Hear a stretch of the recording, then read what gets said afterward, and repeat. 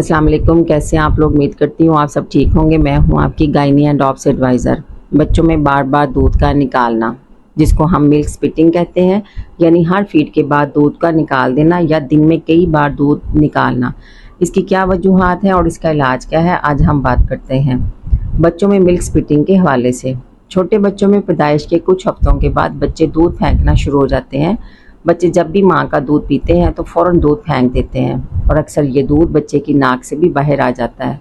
तो माएँ बहुत परेशान हो जाती हैं कि बच्चे दूध क्यों फेंक रहे हैं, इसकी क्या वजह है।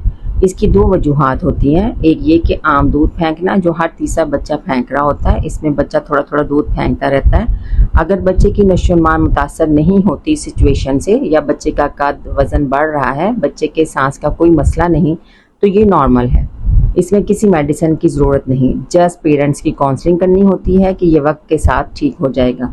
लेकिन दूसरी फेज़ आती है जो माँ बाप के लिए बहुत परेशान कुन होती है, वो ये कि बच्चा बहुत ज़्यादा दूध निकाल रहा है, उल्टियाँ करना शुरू हो गया है, नाक से भी दूध निकाल देता है, जिसकी वजह से बच्चे की नशोनुमा रुक जाती है, बच्चे का वज़न नहीं बढ़ता और ना कद में इजाफा होता है। तो ये एक सीरियस अलामत है।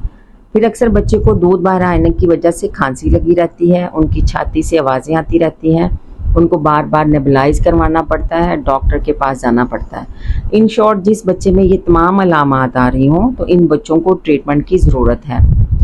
आप कुछ बच्चों के मैदे की नाली का जो आखिरी सिरा होता है या हिस्सा होता है वो तंग हो जाता है, जिसकी वजह से बच्चा जितना दूध पीता है वो तमाम गिरा देता है। इनका इलाज हमेशा सर्जरी से होता है, इसका इलाज मेडिसिन से पॉसिबल नहीं है। मैदे की नाली अगर तंग है तो अल्ट्रासाउंड पर डायग्नोज हो जाता है।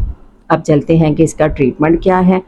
अब वो बच्चे जिनका कद और वज़न अपनी एज के हिसाब से बढ़ रहा है, उनको तो किसी मेडिसिन की ज़रूरत नहीं, लेकिन जिन बच्चों की इस बीमारी की वजह से नशोनुमा मुतासर हो, उनको हम एडवाइज़ करते हैं कि जब बच्चा 5 माह का हो जाए तो माँ के दूध के साथ ठोस ग़िज़ाएँ देना शुरू करें, क्योंकि ठोस ग़िज़ा बच्चे की नाली से चिपक जाती है, तो इस ग़िज़ा को निकालने में बच्चे को ज़रा मुश्किल होती है और वो बाहर नहीं निकाल पाता। अब दूध निकालने वाली कंडीशन में बच्चे की पोजीशन बहुत मैटर करती है कि आप किस पोजीशन में बच्चे को लटाएं कि बच्चा दूध कम निकाले। दूध निकालने वाले बच्चों को अमूमन अगर सीधा लटाएं तो वो ज़्यादा दूध निकालते हैं, इसलिए ऐसे बच्चे को अगर माँ उसके पास बैठी है तो बच्चे को उल्टा लटा सकते हैं। इस तरह उल्टा लटाने से बच्चा कम दूध फेंकता है। या फिर बच्चे को कंधे के साथ लगा के उसकी कमर से हिलाएं और आहिस्ता आहिस्ता चहलकदमी करती रहें। फिर इन बच्चों को ठोस ग़िज़ा आप जल्दी शुरू करवा सकते हैं। ऐसे बच्चों को बहुत ज़्यादा उछालते नहीं हैं। फिर भी अगर ये तमाम टिप्स के बावजूद बच्चे में बेहतरी नहीं आ रही तो उसको डॉक्टर को दिखाएं। डॉक्टर इस बीमारी से रिलेटेड बच्चे को मेडिसिन शुरू करवाएंगे। बहुत शुक्रिया। चैनल को लाइक करें, शेयर करें, सब्सक्राइब करें। अल्लाह हाफिज़।